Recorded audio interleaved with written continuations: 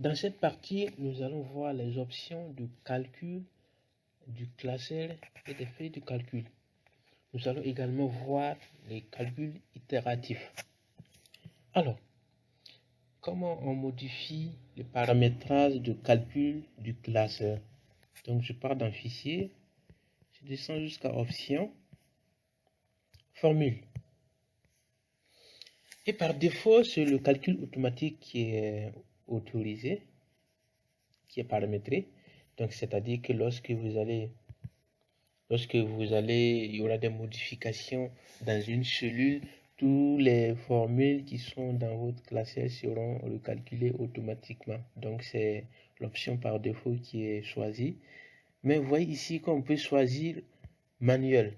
Donc, si vous choisissez manuel, c'est-à-dire que même s'il y a des modifications dans les cellules de votre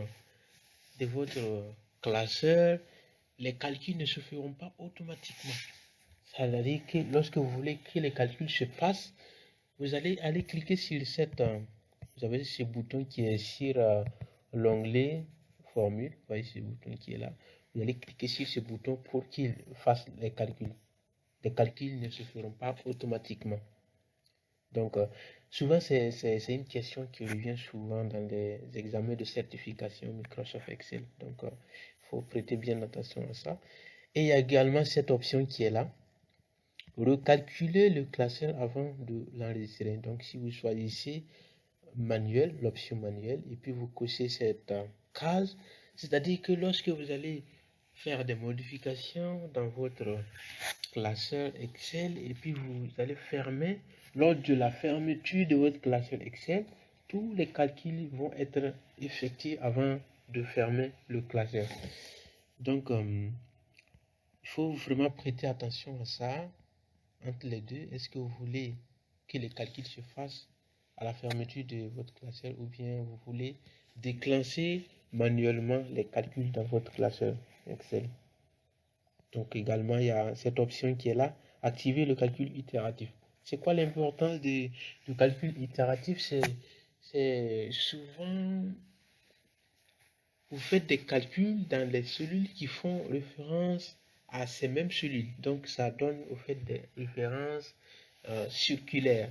Donc normalement dans Excel, par défaut, les références circulaires ne sont pas acceptées. Donc si vous faites une cellule qui fait référence à sa propre contenu, à son propre contenu, donc ça va donner une erreur. Donc si nous ne voulons pas que cette erreur s'affiche, nous pouvons activer le calcul itératif. On peut l'activer ici. Et le nombre maximum d'itération, c'est le nombre de fois qu'Excel va faire l'itération, le nombre de fois qu'il va faire circuler cette référence. Donc, par défaut, c'est le maximum qui est choisi, 100. Donc, mais vous pouvez voir qu'on peut diminuer les nombres. Donc, on verra ça tout à l'heure. Également, écart maximum lorsqu'il atteint à 0,01. Donc, pour commencer, je vais décocher tout ça. Je vais décocher ça. Je vais même laisser le calcul automatique et je vais vous montrer comment ça va se passer. Par exemple ici, j'ai des ventes pour 2016 qui est de 1 million et j'ai un taux de croissance annuelle qui est de 2,5%. Si je veux savoir maintenant le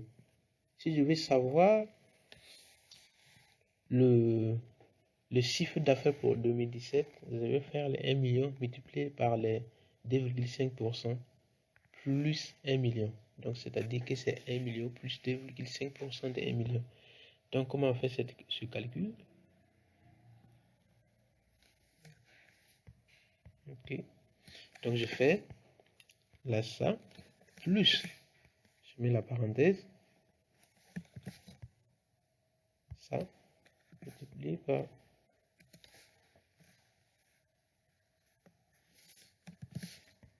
2,5%, je fais, et ça me donne 1 million 025 000. Et si je veux faire une référence avec cette cellule, c'est-à-dire que je fais que cette cellule prenne cette valeur. Donc comme ça, je pourrais faire mes itérations. Donc si je fais référence à cette cellule, je fais référence à cette cellule. Donc vous voyez cette erreur qui s'affiche. Il existe une ou plusieurs références circulaires dans lesquelles une formule fait référence à sa propre cellule, directement ou indirectement. Donc je peux cliquer sur OK et j'ai cette flèche qui m'indique là où se trouve l'erreur. C'est parce que nous n'avons pas activé le calcul itératif. Donc je peux enlever ces flèches en venant juste ici, en supprimer les flèches. Je vais partir dans mes options et je vais activer le calcul itératif et en même temps je vais activer le calcul, le mode de calcul manuel, et j'active également le calcul itératif et je vais ici choisir un, c'est-à-dire que je vais faire mon itération une fois. Donc je clique sur OK. Donc je reprends, là nous étions à 1 million, donc je remets les 1 million. Et ici je vais remettre ma formule égale à 1 million plus,